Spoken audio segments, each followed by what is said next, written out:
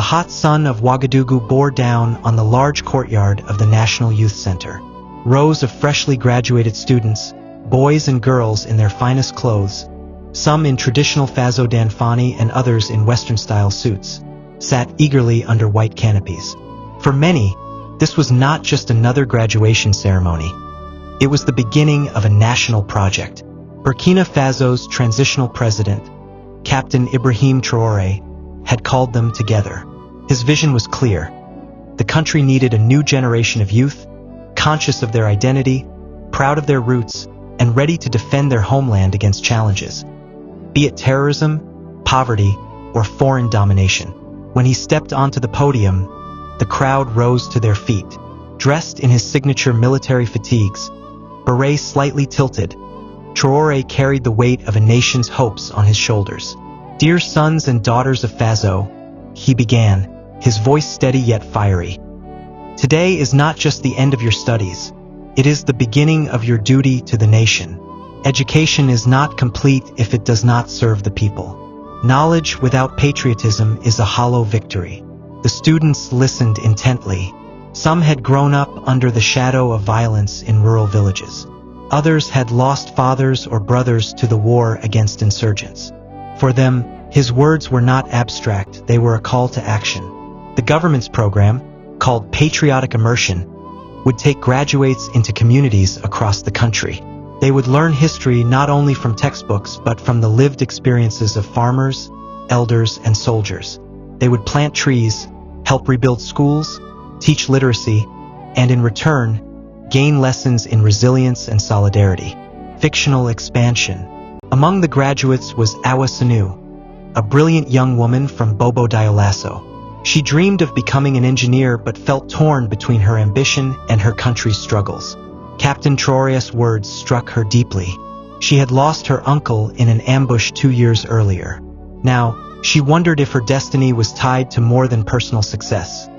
Maybe it was tied to Burkina's fight for dignity. Next to her sat Issa Zongo, the son of a farmer.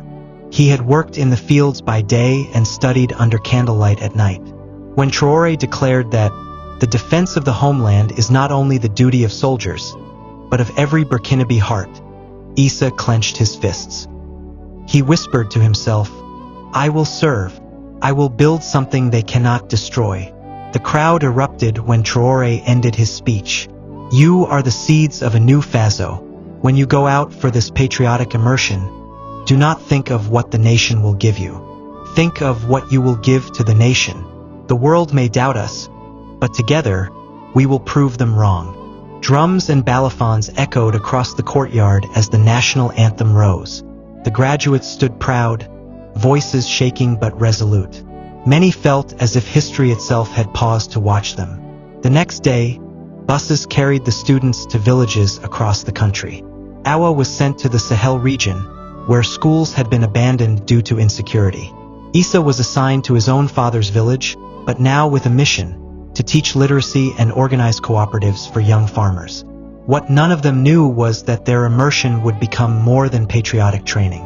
It would soon intertwine with the nation's greater battle for survival. They would face threats, confront betrayals, and uncover truths about Burkina Faso's place in Africa and the world.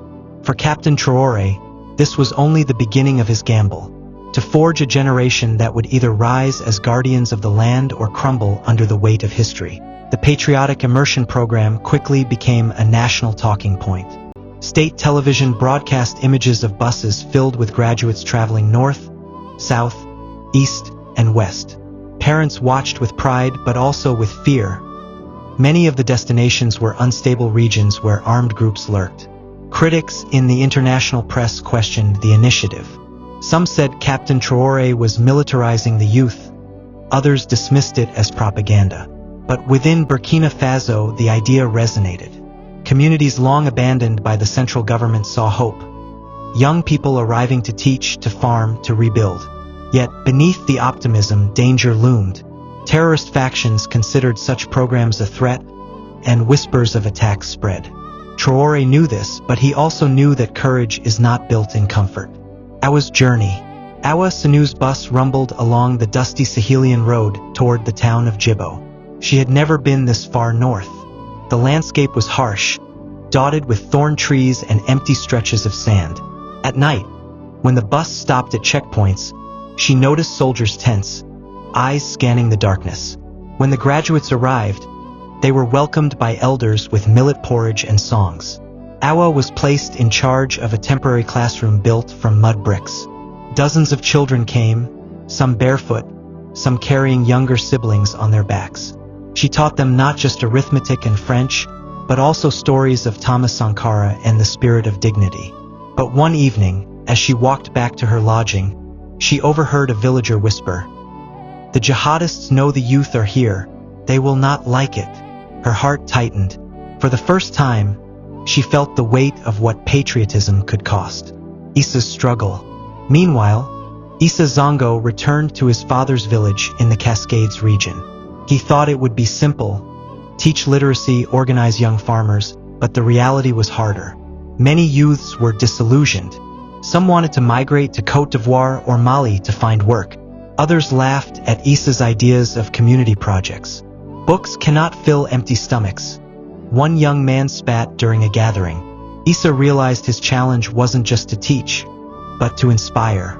He began waking before dawn, working in the fields alongside them, showing that knowledge and labor could go hand in hand. Slowly, a few started listening. Captain Traoré's watchful eye. Back in Ouagadougou, Captain Traoré followed reports closely. Each night, he sat with advisors, reviewing dispatches from villages. He smiled when he read about Awa's school or Issa's farming group.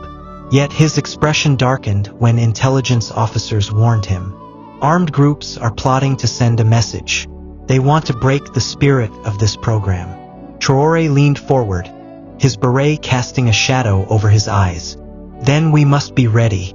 If they strike, it will not only be against the youth, it will be against the future of Burkina Faso itself. Unbeknownst to Awa, Issa, and the other graduates, their immersion was about to test them in ways they could not imagine. A night raid, a betrayal from within, and a decision that would echo across the nation were all on the horizon.